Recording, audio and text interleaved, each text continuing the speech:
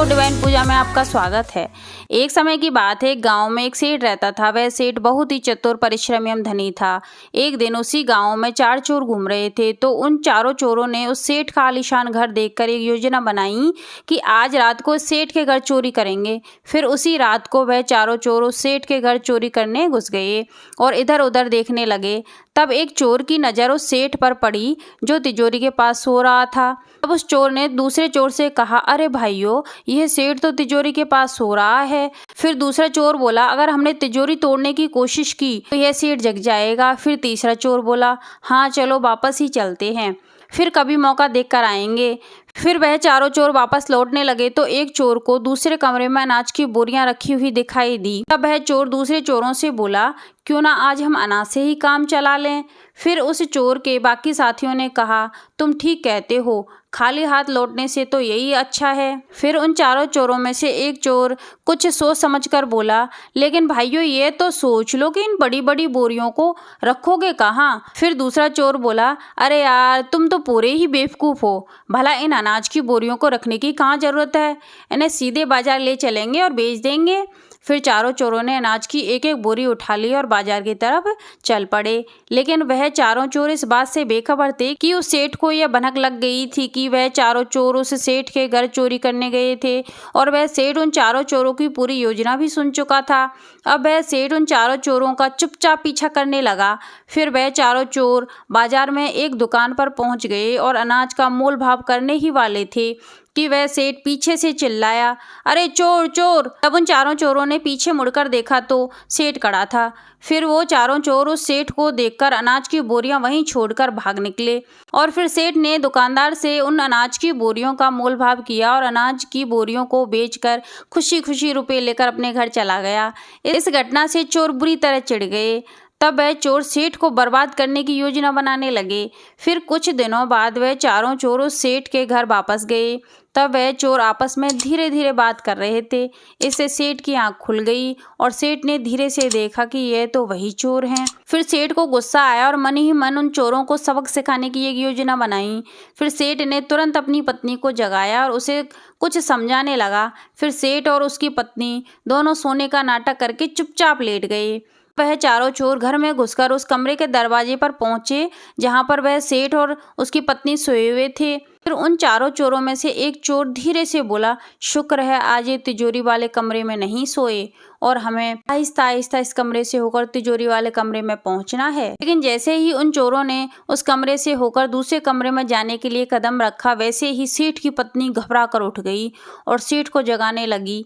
फिर वह चारों चोर भी घबराकर दरवाजे के पीछे ही छिप गए और सेठ भी अपनी आंखें मलता हुआ उठ गया। तब सेठ ने अपनी पत्नी से पूछा, क्या हुआ भाग्यवान, मैं कितना सुंदर सपना देख रहा था, तुमने सब चौपट कर दिया। तब सेठ की पत्नी बोली, अजी अभी चौपट हुआ नहीं है, लेकिन ऐसे ही सोते रहे तो जरूर हो जाएगा। तब सेठ ने पूछा, अरे भाग्यवान, हुआ क्या है ये तो बताओ। तब सेठ की पत्नी बोली, मैंने अभी इतना भयानक सपना देखा है। तब सेठ घबराकर बोला, भयानक सपना, कैसा भयानक सपना। तब पत्नी ने कहा, अजी मैंने सपने में देखा कि कुछ चोर हमारा सारा धन चुरा कर ले गए और हम बर्बाद हो गए।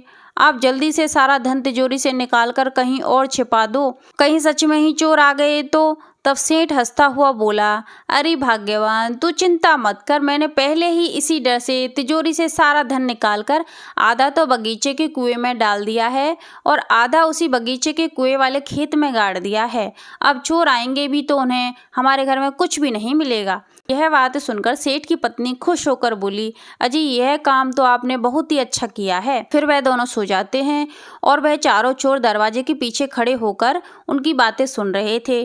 तब चारों चोरों ने सेठ और उसकी पत्नी की सारी बातें सुनी तो उन चोरों की खुशी का ठिकाना नहीं रहा। फिर वह चारों चोर खुश होकर बोले, चलो ये भी अच्छा ही हुआ कि इस सेठ ने धन तिजोरी में नहीं रख रखा, अब हमें तिजोरी भी नहीं तोड़नी पड़ेगी। चलो खेत और कुएं की तरफ चलते हैं। फिर वह चारों चोर खेत और कुएं की तरफ चले जाते हैं।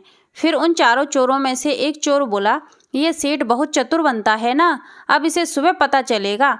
फिर उन चारों चोरों में से 2 चोर कुएं पर चले जाते हैं और 2 चोर खेत की तरफ चले जाते हैं और खेत की खुदाई करने लगते हैं। अब वह दोनों चोर कुएं में रस्सी डालकर कुएं में उतर जाते हैं, लेकिन उन बेचारों को क्या मालूम था उस सूखे कुएं में असंख्य मधुमक्खियों ने अपना घर बना रखा है। फिर मधुमक्खियों ने उन दोनों चोरों को बुरी तरह से काट लिया और वह चोर उन मधुमक्खियों से बड़ी मुश्किल से पीछे छुड़ाने में सफल हुए। अब दोनों चोर बहुत गुस्से में होते हुए बोले, इस सेठ ने हमारे साथ यह अच्छा नहीं किया, अब इसे नहीं छोड़ेंगे। फिर वह दोनों चोर उन दोनों चोरों के पास पहुंचे जो खेत में खुदाई कर रहे थे और सारी बात बता दी। फिर चारों चोर आपस में बात करने लगे कि इस सेठ को अब अच्छी तरह सबक सिखाना ही पड़ेगा। अब उन चारों चोरों में से एक चोर बोला, यह सेठ बहुत ही चालाक बनता है ना, हमसे फ्री में अनाज की बोरियां गधे की तरह उठवा ली, मजदूरों की तरह खेत खुदवा लिया और चोरी भी नहीं करने दी। फिर दूसरा चोर बोला, असंख्य मधुमक्खियों से भी कटवा दिया, अब इस सेठ को अच्छा सबक सिखाना पड़ेगा। फिर कुछ दिनों बाद जब उन चारों चोरों की हालत ठीक हो गई, तब फिर वह चारों चोर एक रात उसी सेठ के घर बहुत गुस्से में उस सेठ को सबक सिखाने पहुंच गए और इस बार वह चोर अपने साथ हथियार लेकर भी आए थे। अब उस सेठ ने उन चोरों को आते हुए देख लिया था और वह चोर बहुत गुस्से में थे। वह सेठ यह बात भी जान चुका था कि इस बार इन चोरों के इरादे खतरनाक लग रहे हैं और अगर मैंने इस समय पड़ोसियों को आवाज लगाने की कोशिश की तो हो सकता है उनके आने से पहले ही ये चोर क्रोध में हमें मार डालें। तब वह सेठ सोचने लगा, मुझे ही होशियारी से काम लेना होगा। फिर सेठ ने अपनी पत्नी को नींद से उठाया। तब पत्नी झल्ला कर बोली, क्या बात है, नींद खराब कर दी मेरी। फिर वह सेठ बोला, भाग्यवान, मुझे ये बताओ कि अगर हमारे लड़का होगा तो उसका तुम क्या नाम रखोगी। फिर वह चारों चोर तिजोरी वाली कमरे की ओर बढ़ने लगे। तब उस सेठ के कमरे से आवाज आने लगी तो वह चारों चोर उस सेठ के कमरे के दरवाजे पर खड़े होकर उनकी बातें सुनने लगे। फिर से सेठ ने पूछा, भाग्यवान बताओ ना, अपने लड़का होगा तो उसका नाम क्या रखोगी। तब उस सेठ की पत्नी गुस्से से बोली, मुझे नहीं पता, आप कुछ भी रख लेना। वह सेठ बोला, मैंने तो अपने लड़के का नाम मान सिंह सोचा है। तब उस सेठ की पत्नी नींद में बोली, ठीक है, मान सिंह ही रख लेना, अब तो सो जाओ। फिर सेठ ने फिर से कहा, सो कैसे जाऊं भाग्यवान, अभी तो मुझे दूसरे लड़के का नाम भी तो सोचना है। फिर सेठ बोला, अब तुम ही बताओ दूसरे लड़के का क्या नाम रखोगी, पहले लड़के का नाम आपने रखा था तो दूसरे का भी आप ही रख लो। फिर यह बात सुनकर सेठ बोला, ठीक है, चलो दूसरे लड़के का नाम भी मैं ही रख लेता हूँ। तब सेठ ने कहा, मैं अपने दूसरे लड़के का नाम चोर रखूंगा। तब सेठ की पत्नी बोली, ठीक है, जो तुम्हें अच्छा लगे वही रख लो। फिर वह सेठ अपनी पत्नी से पूछता है, भाग्यवान, अगर हमारे बच्चे बाहर चले जाएंगे तो पता है तुम उन्हें कैसे बुलाओगी। यह सारी बातें वह चोर चुपचाप सुन रहे थे और उनकी बातों पर हंस रहे थे। फिर उनमें से एक चोर बोला, यह देखो, यहाँ बच्चों के नाम रखे जा रहे हैं। फिर वह सेठ बोला, मैं बताता हूँ तुम्हें, तुम अपने बच्चों को बाहर से कैसे बुलाओगी। फिर वह सेठ जोर जोर से चिल्लाने लगा, मान सिंह रे चोर रे, मान सिंह रे चोर रे, जल्दी आओ। फिर सच में ही सेठ के घर के पड़ोस में एक मान सिंह नाम का पड़ोसी रहता था। तब सेठ की आवाज़ सुनकर उस मान सिंह की नींद खुल गई और वह मान सिंह सोचने लगा, यह तो पड़ोस के सेठ के घर से आवाज़ आ रही है, शायद उसके घर में चोर घुस गए हैं। तब वह मान सिंह पड़ोस के और लोगों को एकत्रित करके सेठ के घर की तरफ निकल गए। पहले तो वह चोर सेठ की बातों को समझ नहीं पाए। जब तक समझ में आया तब तक सभी पड़ोस के लोग सेठ के घर जा पहुंचे और उन चारों चोरों की खूब पिटाई की और वह चोर वहां से भाग निकले। फिर उस सेठ ने सभी पड़ोसियों को पूरी बात बताई और सभी लोग जोर जोर से हंसने लगे और सेठ की बुद्धिमानी और चालाकी की बहुत प्रशंसा की। तो दोस्तों, मुसीबत के समय हमें घबराना नहीं चाहिए और बुद्धिमानी एवं विवेक का पूर्णतः उपयोग करके बुरे वक्त से बाहर निकलना चाहिए। आज के लिए बस इतना ही, आगे मिलते हैं कोई नई कहानी के साथ।